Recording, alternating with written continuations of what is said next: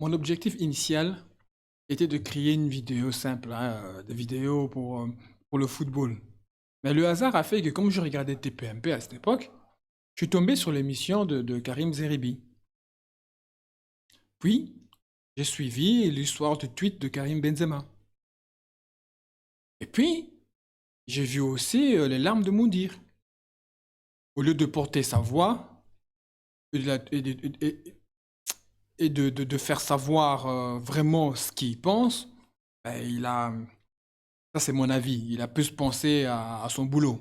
Donc il a préféré verser des larmes, vite que l'émission soit finie, il est parti, quelques émissions il n'est pas venu. Je peux le comprendre, je peux le comprendre. Il préserve son boulot parce que, voilà, s'il devait dire ce qu'il pense vraiment dire, euh, sûr que le papounet n'aurait pas apprécié. Et puis là, ben, là, tout a dérapé, au fait. Je suis parti en vrille. Je suis parti carrément en cacahuète. Je vous jure. Là, je suis parti en cacahuète. J'ai réalisé que TPMP n'abordait pas ces sujets de manière équitable, ni juste, et qu'ils ne sont pas adaptés à de telles questions. Un conflit qui perdure depuis 70 ans ne doit pas être négligé. C'est pourquoi j'essaye, dans la mesure qui est le mien, dans mes moyens à moi en tout cas, de mettre en évidence ce que je perçois moi, comme une injustice dans TPMP. Donc je ne dis pas que ce que je dis est juste, je dis juste que moi, je perçois ce que je dis dans TPMP, je le perçois comme une injustice. Maintenant, libre à vous d'être d'accord ou pas, évidemment. Celui qui n'est pas d'accord, bah, ne m'insulte pas, soit tu me réponds gentiment ou tu me donnes tes arguments, ou tu réponds pas tout simplement, ou tu regardes même pas ma vidéo. Et si tu es d'accord avec moi, tu me mets un petit commentaire et on discute. Voilà. Si vous êtes un adepte de TPMP avec une vision étroite, ben, bien à vous, continuez de suivre votre gourou. Quant à moi, il m'a déçu. Et aujourd'hui, je le vois comme un dictateur. C'est mon point de vue. Respectez-le. Je me suis rendu compte que TPMP contribuait à sensibiliser les téléspectateurs à la douleur d'un seul peuple et non de l'autre.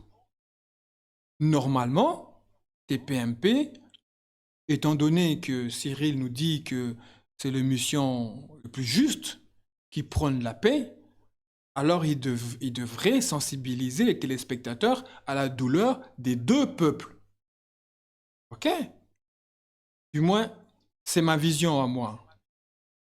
À mon avis, TPMP devrait rester une émission de divertissement, un genre de médiatubise, pour ne pas dire pour les télétubises. Moi, aujourd'hui, j'appelle ça un médiatubise, principalement destiné aux téléspectateurs avides de divertissement. Cela signifie qu'il devrait continuer à offrir des cadeaux, parler des programmes tels que Le Feu de l'amour, L'amour est dans le pré, Secret Story, Star Academy, aborder des sujets de maltraitance, de logement, des squatteurs, ainsi que les faits divers. De plus, il serait approprié de garder quand même leur idée, leur thème de face à Baba, parce que je trouve que de temps en temps, ça a fait du bien. Pendant la présidence, je trouve que c'était une bonne chose. Ça a permis au moins à tous ces menteurs de politiciens là de venir d'être confrontés au peuple et répondre aux questions. Donc ça, ouais, j'ai bien apprécié le face à Baba. J'avoue, je ne mens pas. Donc, à l'époque, pour aborder les sujets, justement, que j'ai dit, les sujets sérieux, TPMP avait l'émission Balance ton poste. Et si vous regardez les invités qu'il y avait dans Balance ton poste, tu comprends rapidement, hein. Il y avait des invités tels que Christine Kelly, Eric Nolot, Laurent Cellier, Karim Zeribi, Yann Moix, Raquel Garrido, enfin, et plein, est-ce que j'oublie? Tout cela était présent. Je ne dis pas que l'émission était meilleure. Je ne dis pas que c'était extraordinaire. Non, il y en a qui étaient bien, il y en a qui n'étaient pas bien. Mais en tout cas, j'aimais bien, moi, les débats qu'il y avait là-dessus. Pourquoi? Mais parce que tu avais des personnes qui étaient informées sur les sujets qu'ils abordaient. Aujourd'hui, les mêmes sujets qu'on discutait sur Balance ton poste. Donc, vous avez entendu le people qui venait là. C'est quand même des gens qui, des éditorialistes, des écrivains, des sociologues, des politiciens. Donc, en fait, ils savaient de quoi ils parlaient. Je préfère écouter ces gens-là, soyons clairs et nets. Aujourd'hui, pour les mêmes sujets, on a qui? Raymond Abou. Pip, pip. Ah, tu veux du lait? Combien de cartons? 4? Eh Albert, descends 4 cartons. Pour les mêmes sujets, hein. Cardoze. Le Cardoze, là, il n'y a pas longtemps, j'ai entendu qu'il aurait abandonné un collègue sur le champ de tir. Parce qu'avant, il était pardon, journaliste sur les champs de bataille, enfin, dans les guerres et tout, là. Bon. Moi, c'est ce que j'ai entendu à la télé. Qu'il a abandonné son collègue. Géraldine a parlé de ses expériences, a partagé des détails de sa vie sur TPMP. Comme elle-même l'a dit, elle a partagé des faits qu'elle a fait par le passé dans un taxi, à l'arrière d'un taxi. Donc, je n'en dirai pas plus. Donc, c'est bien, hein. Valérie Benaïm. Étrangement, c'est la seule que je n'ai pas de... je n'ai pas vraiment de quoi dire sur cette femme. Bon, c'est l'amie de Géraldine, elle partage un peu les idées de Géraldine. C'est un peu bisos aussi par moment. Mais je veux dire, elle cache bien sa vie, au fait, pas comme les autres qui racontent leur vie. La Kelly Vedovelli. Ok, d'accord. Elle est connue pour la chanson de Maître Gims, je crois, c'est ça? Elle était connue là-dedans. Apparemment, selon Booba, Cyril, hmm, a eu des histoires. A Tchoulé là, en plein plateau pour des sombres raisons. On ne sait même pas pourquoi. Donc, on a sûrement deviné qu'elle a peut-être été larguée. Mais bon, cela ne nous regarde pas. Donc voilà. Mais par contre, je dirais que Kelly Vedovelli, c'est la seule peut-être que j'apprécie encore. Parce qu'elle s'est restée à sa place. Voilà. Mathieu Delormeau, c'est lui qui regardait du porc avec des gamins de 8, 12 ans, avec son cousin là. Donc, désolé. Delphine Westpilzer, ou je sais plus trop quoi. Madame TDF, je l'appelle. Tape dans le fond, pour ceux qui se rappellent. Donc aujourd'hui, ces personnalités donnent des leçons de jugement de société, discutent de la politique, de religion et d'immigration. Ces gens-là, ils semblent manquer de compassion envers les infirmières que nous avons applaudi tous sur nos balcons, dans le froid là, dans le chaud, je ne sais pas à quelle température il faisait ce jour-là, et qui aujourd'hui se retrouvent sans emploi pour certaines, en raison d'une question de vaccin que Géraldine avait fermement défendue, alors qu'il est désormais évident qu'il n'est pas aussi efficace que prévu. Et surtout, c'est décevant de constater qu'aucune excuse n'a été présentée par Géraldine. Peut-être en raison de l'orgueil. Orgueil, orgueil quand tu nous tiens. Il y avait une américaine là sur le plateau, une actrice. Elle est passée où? Elle défendait pas, elle, le Covid. Irée, on la voit plus. Bizarre, hein? Ceux qui restent là, c'est les gens qui de la garde rapprochée de Cyril. Vous ne vous demandez pas pourquoi Cyril Hanouna, dont l'émission est très prisée par les politiciens, pardon, par les politiques, ne parle pas de déclaration de l'avocate franco-israélienne. Rappelez, j'ai fait une vidéo sur la franco-israélienne. Pas un mot. Pourquoi il ne mentionne pas le rire d'Eli Chouraki? Du moins, j'espère pour lui qu'il va le mentionner avant que ma vidéo sorte. Donc, si d'ici là il en parle, ben Autant pour moi. Mais je suis sûr et certain, s'il n'a pas parlé de l'avocate, l'avocate ne parlera pas non plus de rire, de rire de Eli chez Rookie, hein. Je pense pas. Pourquoi il n'organise pas une manifestation de paix avec des juifs? Il n'arrête pas de critiquer Jean-Luc Mélenchon. Il ne cesse de le critiquer. Dans toutes les émissions, dès que Jean-Luc Mélenchon dit quelque chose, ouh, ah, bam! Je suis certain, persuadé que les directives viennent de plus haut. Et d'autant plus qu'ils ont payé trois briques, hein. Je sais pas si on dit 3 briques, 3 millions, là. Je sais pas si c'est 3. Ils ont payé, donc ça fait mal. Mais il a oublié pourquoi il a payé. Il a payé parce qu'il a été insolent envers un gamin. Il n'a pas su garder son calme devant le gamin. C'est de sa propre faute s'il a payé 3 millions. Parce que s'il aurait su garder son calme, en disant juste au gamin, bon ok, vas-y, sors, rentre chez toi, tout serait arrêté là. Aujourd'hui, il critique la France insoumise. Il critique ce gamin-là en disant, ouais, c'est un dealer.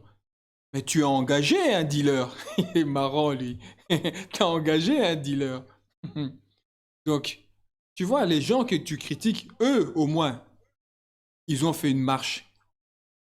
Jean-Luc Mélenchon a fait une marche avec les Palestiniens. Donc, au lieu de passer ton temps à critiquer les gens, fais quelque chose. Ne reste pas là à penser uniquement à ton émission. Fais quelque chose. Tu veux que les gens reviennent vers toi? Fais quelque chose. Vous vous interrogez sur le pourquoi il n'appelle pas au cessez-le-feu? Ou pourquoi il n'affiche pas de drapeau en signe de paix sur son plateau? Il dit que c'est un homme de paix. La paix, c'est comme l'amour. La paix, c'est pas l'amour. Bien dit, la paix, c'est comme l'amour. Parce qu'en amour, il suffit pas de me dire je t'aime. Je n'ai rien à bip de te je t'aime.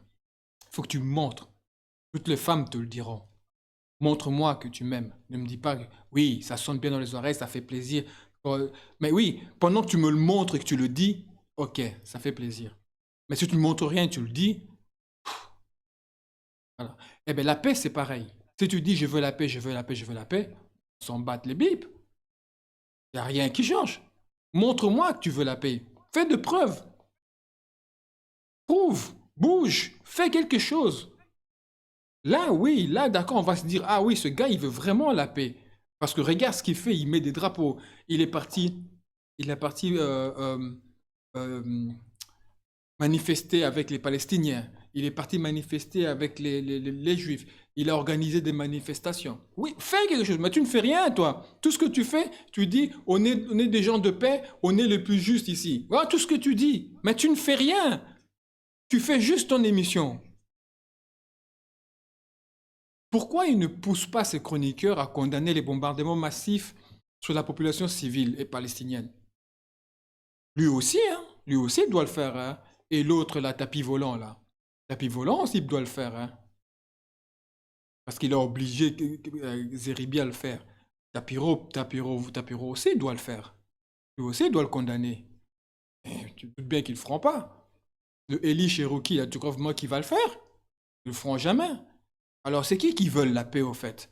C'est les Palestiniens ou c'est les Israéliens? Cyril, ils veulent la paix. Donc Cyril fait partie de l'autre côté, puisque si tu regardes pas son émission, tu sais bien de quel côté tu es. Donc Cyril est de l'autre côté. Et s'ils veulent la paix, pourquoi ils condamnent pas, pourquoi ils appellent pas le cessez-le-feu? Ce sont des questions valables. Il est important de se demander pourquoi certaines questions et sujets ne sont pas abordés dans certaines émissions. La diversité des opinions et des voix sont essentielles pour un débat équilibré et informé. Ça, il ne faut pas l'oublier. C'est très important. Alors, je vais reposer la question que j'avais posée la dernière fois, hein. Jusqu'où va le droit d'Israël à se défendre? Aujourd'hui matin, regardais, c'était CNews, ouais, CNews. Je suis tombé sur le colonel Ravovitch, le porte-parole porte-parole de Tzal. Il a dit que les informations sont fausses, qu'aucun combattant de Hamas est mort. Aucun. Il a dit ce matin sur CNews. Bon, j'ai pas, je regardais à la télé, j'enregistrais pas. Si jamais je tombe sur la vidéo sur YouTube ou Twitter, je mettrai le lien. De toute façon, c'est simple, il suffit juste d'aller le 5, aller voir sur CNews, vous tapez colonel Olivier Ravovitch et vous tomberez sur ce que je dis. Donc, s'ils n'ont pas encore eu un seul combattant du Hamas, du Hammam, donc ça veut dire qu'ils vont continuer le bombardement. Jusque quand? À quel moment ils seront rassasiés? À quel moment là, ils seront assouvis de leur vengeance va être assouvie? Parce que si votre vengeance n'est pas assouvie à un moment donné, alors qu'il y a déjà plus de 8 000 morts, parce que j'ai l'impression que les morts du 7, c'est c'est- c'est- c'est- c'est- c'est tellement horrible qu'il en faut, je sais pas, peut-être 20 000 de ce côté-ci pour que ça soit, tu vois, équitable. Moi, je vais vous dire ce que je pense. Ce que je pense par rapport à ce que je vois. Une fois de plus, je le dis, je le répète, je précise, je n'ai pas la science infuse, je ne dis pas que j'ai raison. Je donne juste mon opinion, comme tout être humain a le droit de donner son opinion. Si tu n'es pas content, soit tu ne me regardes pas, ou alors tu me réponds dans les commentaires, tu me poses la question et on discute. Si tu arrives à me convaincre, ben, tant mieux, j'aurais appris quelque chose. Ce qu'ils veulent pour moi, c'est vider Gaza de sa population, vider la Palestine. Moi, c'est ce que je crois. Parce que à chaque conflit qu'il y a, ben, ils vont toujours de plus en plus loin. Le but de cette guerre, mes amis, ne faites pas erreur. Ils profitent de chaque conflit pour tout éliminer. Qu'il n'y ait plus de territoire palestinien à l'avenir, ni en Cisjordanie, ni à Gaza. Et ils veulent résoudre la question palestinienne en établissant un grand Israël. Et là, je vous dis ce que je pense. Mais en réalité, c'est pas moi qui le pense, les amis. En réalité, c'est pas moi. Les gens vont dire, ouais, attends, tu te rends compte ce qu'il dit et tout. Non, calmez-vous, c'est pas moi. C'est le discours de Netanyahou. C'est son discours. Il avait annoncé cela lors de sa présentation le 22 septembre 2023 devant l'Assemblée générale des Nations unies. Il suffit de taper Netanyahou, 22 septembre 2023, Assemblée générale des Nations unies, et vous aurez tout le discours. Ça va, si je n'oublie pas, je le mettrai dans la description, et vous verrez. C'est pas moi qui invente ça. C'est lui qui l'a dit. Dans quel genre de conflit sommes-nous, en fait? Moi, la question que je me pose aussi. Dans quel genre de conflit sommes-nous? Moi, j'ai l'impression que quand je regarde la télé, j'ai l'impression qu'un pays est du bon côté, pas le côté blanc, et l'autre côté du mal, les méchants. C'est de l'hypocrisie, ça. Ça, c'est, ça, c'est mal connaître le passé. Ça, ceux qui pensent à ça, c'est ceux qui viennent découvrir le problème, tu vois. Et, tous ces gens-là sur Internet qui t'attaquent, qui t'insultent, ils viennent découvrir le problème. Alors ils pensent comme ça. Parfois, on a l'impression, ou du moins, on essaye de nous faire croire, surtout en France, je suis désolé, mais français, je suis désolé, surtout en France, que c'est un conflit religieux. Et d'ailleurs, je le vois même dans les commentaires, hein. T'es de quelle religion, toi? T'es de quelle origine, toi? T'es de quelle religion? Dès qu'on parle du conflit israélo-palestinien, première question, t'es de quelle religion? Non, les amis, pourquoi? On ne nous parle pas tu es arabe ou palestinien ou la Cisjordanie. On ne parle pas de ça. On parle de musulmans. Regarde toutes les émissions. Regarde toutes les émissions. On ne parle pas du palestinien ou ou arabe. Non, on dit les musulmans. Parce ils veulent associer cela avec leur connerie d'extrême droite en France et tout. Non, faux les amis, faux. C'est un conflit de colonisation qui dure depuis 70 ans. c'est pas un conflit religieux, hein. Donc arrêtez de dire les musulmans. C'est pas les musulmans. C'est un conflit de colonisation, hein. D'ailleurs, ce que je vais faire, je vais mettre la carte. Je vais mettre la carte derrière moi. Et je demanderai, et voilà, excusez-moi, je mettrai la carte et vous m'expliquerez comment on est passé du vert au blanc alors. Vous vous rappelez de cette carte-là? Mais vert, et puis chaque année, le vert disparaissait, on allait vers le blanc. Après, qui m'explique. L'opinion publique, les gars. L'opinion publique internationale peut aider à cesser. C'est important que partout dans le monde, les gens se mobilisent et appellent à la paix.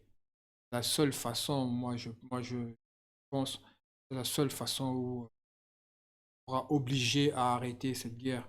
Parce que s'il n'y a pas de mobilisation, s'il n'y a pas, si les gens ne sortent pas dans la rue et n'exclament pas, ne demandent pas l'arrêt des horreurs, eh ben, Tzal aura l'impression qu'il a les mains libres, qu'il peut faire ce qu'il veut. Déjà, il a déjà les mains libres de toute manière. Puisque ses alliés demandent un cessez-le-feu, pas le faire. Donc, il a déjà les mains libres de toute façon. Mais voilà, pour conclure cette vidéo, elle était quand même longue. Donc, je dirais quand même que pour ceux qui ont dit que j'étais pas neutre et que j'avais un parti pris, voilà, donc je vous ai donné la définition je vous dis qu'être neutre, c'est pas évident parce que il y a les émotions qui jouent là-dedans aussi. J'essaie d'être impartial parce que je suis ni arabe, ni palestinien, ni juif, ni israélien, rien du tout. Je suis juste quelqu'un qui voit des abominations et qui essaye de faire comprendre à d'autres personnes que ouvrez les yeux, regardez, on est en train de tuer des civils. Voilà ce que je suis en train de dire. Si c'était deux armées qui sont en train de se taper dans le désert, je vous garantis que je serais moi devant un match de foot en train de regarder Pénard, hein. C'est l'armée, ils sont là, c'est leur boulot pour se battre, hein. Là, tu as Tzal qui est en train de perdre de ses soldats.